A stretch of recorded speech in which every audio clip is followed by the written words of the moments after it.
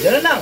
Pag nagkakamali tayo, okay lang yan. Basta tuloy-tuloy lang tayo at hindi naman natin aim na makita yung mga video natin puro perfect na ginagawa natin. Ang aim natin dito, matapos natin itong libro nito at mapasadahan natin at ma-reprogram o ma-program sa subconscious natin na yung mga pattern na ganito familiar nga sa atin. Ayun lang, basta tuloy lang tayo sa pag-drums kahit nagkakamali-mali tayo, okay lang yan. Talaga natural yan dahil part ng pag-explore natin yan bilang drummer. Ayun lang. So, may nyo kapayapaan. Peace with you. God bless.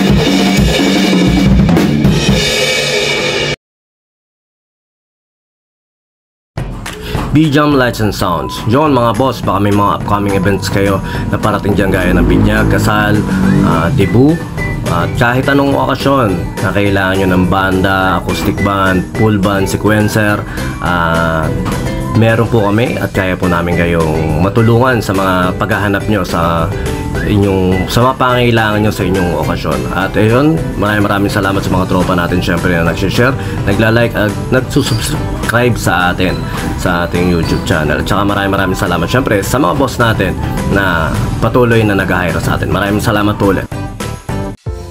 Yon, lipat apartment, kailangan mo ba ng saktong sasakyan para sa saktong budget mo, para sa paglilipat ng gamit mo sa bagong apartment mo syempre. Ayun, PM lang po kayo sa amin sa Pahakot Pasakay. Pag-usapan po natin, meron po tayong pina-avail, pinarerentahan na sasakyan at driver lang, at meron din po tayong mga helper na pwedeng tumulong sa atin sa paglilipat na ating mga gamit. At saka yun, maraming salamat din sa mga client din natin na nag-a-avail sa B-Jam Lights and Sounds. Maraming salamat, at maraming salamat din po sa mga tropa natin at mga client natin na nagda-like, nag-share, nagpa-follow, nagko-comment at nagsusubscribe syempre sa Pahakot Pasakay at saka B-Jam Lights and Sounds. Maraming salamat po. God bless.